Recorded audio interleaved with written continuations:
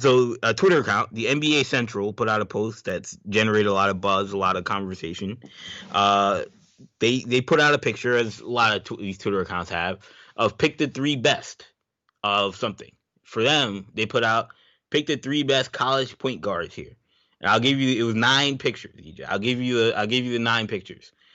It was Steph Curry at Davidson, Lonzo Ball at UCLA, Trae Young at Oklahoma, De'Aaron Fox at Kentucky, Kemba at UConn, John Wall at Kentucky, Derrick Rose at Memphis, Ja Morant at Murray State, Chris Paul at Wake Forest. Those are the 9, EJ. What's your 3? I tell you, that's a good list. That's a good list. That's a good list. Definitely a good way to end the show after the heat I just had on the last segment. If I'm picking 3, I'm going Kemba. Kemba's got to be on the list.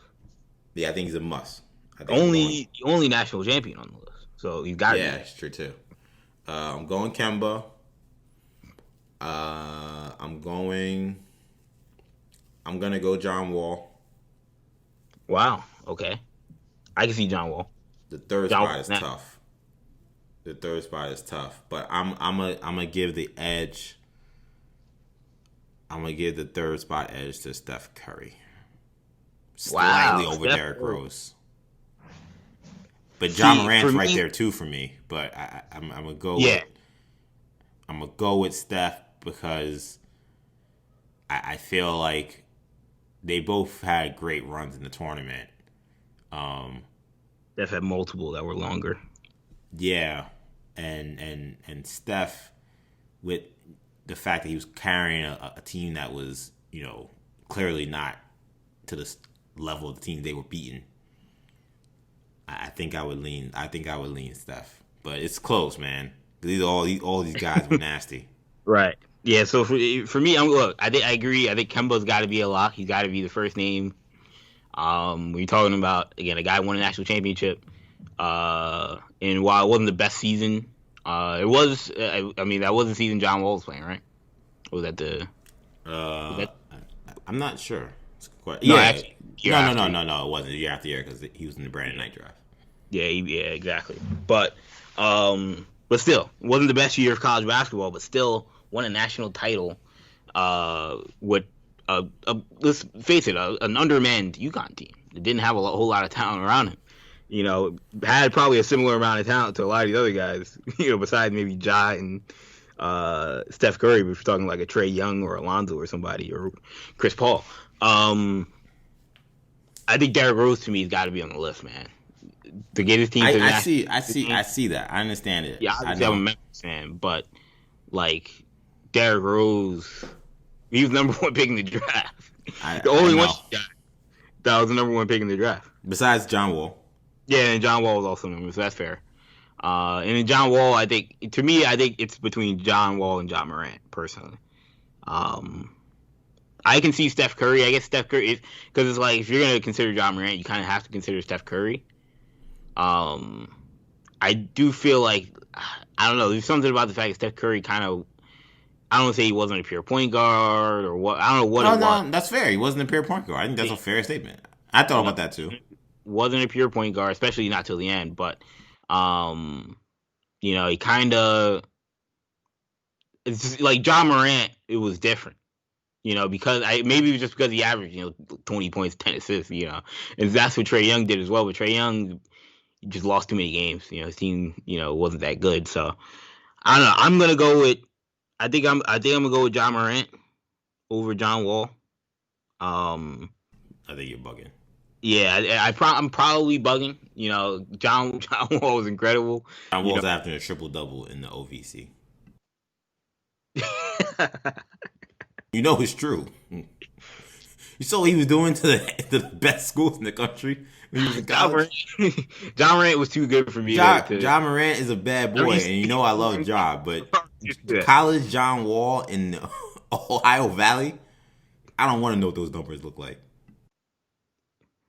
Yeah, I mean, John Morant and John Wall are very similar players, and I think John Wall's impact would have been probably similar to what John Morant had, but he was a freshman, which would have been even more impressive. But um, doing it at Kentucky, I think when you talk about impact in terms of like the culture of college basketball, John Wall can't be overstated. Him being kind of the first face of Kentucky basketball under Calipari, and really making it cool to go to Kentucky. First guy to make it cool to go to Kentucky since Jamal Mashburn and Antoine Walker. So that can't be understated. And maybe we won't see the John Morant effect probably for another 2 or 3 years if we start seeing guys go to smaller schools or more superstars come out of smaller schools. But yeah, I think it's interesting. I don't think De'Aaron Fox should be on the list. I don't know if there's another guy. I don't think Lonzo Ball should be on the list. Personally, I don't think Lonzo Ball should be on the list. I know he's number 2 pick in the draft. He had a lot of height, but he's not in the conversation to me. Trae Young deserves to be in the conversation. Yeah, Trae Young's numbers are just absurd. But he was absurd. So, but this was still a good list. I don't know anybody that was left off where I'm like, wow, you're not even going to consider this guy. But then you're going to love my guy Kevin Pangos. Joe Jackson. Where's Joe Jackson, man? Where's Johnny Flynn? I will say this though, man. Like looking at that list and looking at Kemba, it kind of dawned on me that you always think about like the quintessential college basketball point guard. Like every generation has one. Your Bobby Hurley. There's Jay Williams. Jay Williams. Yeah. Who are some other guys? Maybe older guys. Mateen Khalifs. When you think about these guys, like none of them ever usually become superstars. It's ironic that 2 of the guys we named actually had terrible motor vehicle accidents that kind of ruined their careers. Yeah, but like they're almost like the college. They're almost like what the college football quarterback was in like the Heisman Trophy, the 90s and like early 2000s. Like now, like those guys are actually nice, and when they go to the NFL, they're nice. But back in the day, like the Heisman Trophy, the guy he never did anything in the NFL. Danny Wolf. Yeah, those guys was always mediocre by the time they got to the big leagues. But it's kind of crazy to me. Point guards are kind of the same way, and Kemba's like, you look at him, it's like, man, this guy's he's a star in the NBA. Like he's not your typical college point guard, but the notion that he fits in that mold for this generation, and now he was trending on Twitter because of this conversation. Because when you think college basketball of that generation, however how many years you want to put, if you're thinking point guard, he's got to be the first guy you think of. He's got to be. What he did that season was unbelievable. Darren Williams. I feel like this. Deep Brown. Yeah, but I think that's Chris Paul's on the list. That's what I'm saying. I see Chris Paul, and I'm like, maybe Darren Williams instead of some of these other dudes like De'Aaron Fox. I well, here's what I'll say. I think that part of this is like engaging the fans of today. So everybody knows Chris Paul. I'm sure there are a lot of fans who actually don't remember Chris Paul at Wake Forest. Right. It's funny because Chris Paul actually never got like the tournament run he probably should have had to like get that like billing as like that like kind of iconic point guard. But I just remember him like in the ACC with a Wake Forest team that was like that was good, but like it was still kind of undermanned, and like him just like torching these kids as a freshman and being like, yo, this guy is special. Like you look at this kid like, yo, this guy like he's carrying his team, and like he's just like the quintessential leader. He was no joke. So yeah, I mean I guess you could make a case for Darren. I just feel like Darren's not in the league, and he's kind of become a forgotten man. So people, I think as soon as he's on this list, the jokes, people line up their jokes about Darren Williams, which is unfortunate because like Darren Williams was a bad boy too. You know what I'm saying? Yeah, like his career fell off before Chris Paul's, and Chris Paul is still a star player. But, Bleacher Report. Yeah. Bleacher Report did a list of the best college point guards of the 2000s, and they didn't have Derrick Rose on the list. He was an honorable mention.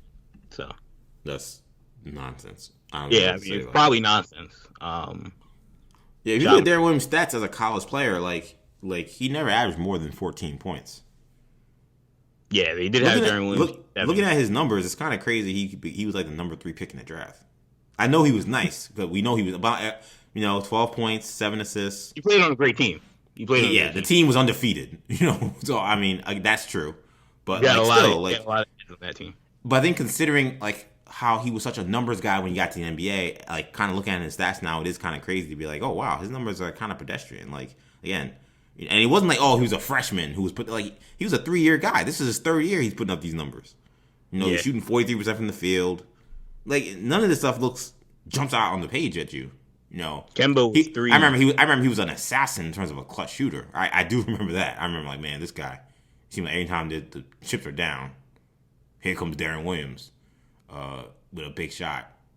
So, but like, it's kind of funny when you look back, like how that was really good scouting. That to me is, we're going to practices and we're seeing, when he gets in practice, he's lighting up D Brown. That's what that is. Because he was nice when you watched him play, but I don't see these stats and see number 3 pick in the draft or whatever he was. We've seen him in off-season workouts. We've seen him in open runs. The word is out. We've seen him in practice.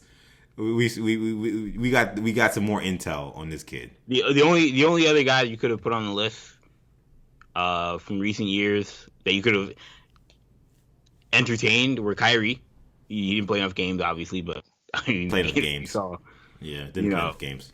Were incredible, and then I think you can potentially entertain Damian Lillard, but he just never played in the tournament. So not enough visibility. Yeah, not enough visibility. And Jimmer, honestly, is another guy. Jimmer could have been on the list. Jimmer should have been ahead of Lonzo. Both of those guys. Certainly De'Aaron Fox. If we're talking about just like marketability. College basketball and the name. Yeah, like Jimmer was a huge brand in college basketball. He was the Tim Tebow of college basketball. I mean, you could have put him over De'Aaron Fox. Like, De'Aaron Fox wasn't really that big a name until they played Lonzo in the tournament. Yeah, it was just like, hey, if you didn't watch the regular season, this guy actually really outplayed ball in that game that they lost. He's going to be a top 5 pick in a couple months. Yep. Yeah, exactly. But nobody that didn't really watch college basketball heavily really even knew who De'Aaron Fox was. So, I mean, obviously, I think now we know now, the kid was a very good player and had a great freshman season. But still a very interesting list, though. Jameer Nelson was ahead of Kemba on that list for sure. On the Bleacher Report list. Jameer Nelson was nasty. I mean, I would disagree, but I'm not going to fight them on that. Senior Jameer Nelson was a problem. Yeah. Nobody could stay in front of him. How far did they get? They get to the Elite Eight? Yeah, and they lost to Oklahoma State in the Elite Eight. Tony Allen and R.I.P. Eddie Sutton coached that team. Yeah. I was so tight because I like that St. Joe's team, and, prayers, of course, to Delonte West, and I don't know where he is even, but I really hope he's getting the help he needs. But I was tight because I just remember like being like, yo, this team is really fun. Like, and again, undefeated team, and whenever you got these teams and kind of like the non-major conference teams that go on this run, you're kind of like, oh, are they really this good? And then here they are. They've washed everybody in the tournament up until this tough matchup against a really good team that's a top team in this. They were, I think Oklahoma State was like a 3 seed at that point. And that was a good game. I remember that being a very close game. And they couldn't get it. They couldn't squeak it out. But, man, college Jameer Nelson was a problem. Like, he was really good. So, I get it. I can't. What Kemba did at the Maui. Kemba's thing was so crazy because he started the year with the Maui. The Maui, people don't understand, man. If you watch that Maui Invitation, Kemba was bugging in that Maui Invitation. I always say, man, I picked UConn to win the national championship that year. And then he did it in the Big East tournament. Yeah, if you watch the Maui and you watch the Big East tournament, you knew he was going to win that national championship. It's like, yo, if there's a 1-game elimination kind of deal, yo, he wasn't losing.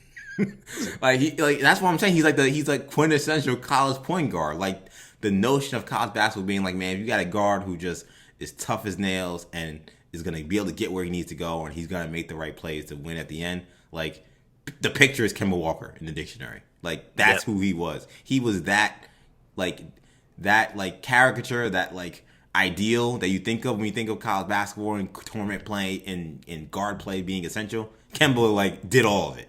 And he did it 3 times. Yeah, and and you always talk about how like you picked them to win. It was like if you see them do it, you know what's gonna happen. And he was special. Like it's really hard to put into words watching. Like, again, that Maui was crazy. And then to see them kind of flounder in the regular season because, again, the team was not that good. And they're playing in the Big East, so they're playing against good teams. But then, again, he got to the Garden, 4 games and 4 nights, no problem. Man, legendary. He took out Kawhi in the tournament. Yeah, he did. Yeah, because they were a top seed. Yeah. That team was good, man. Yeah, Kemba, man. Special player.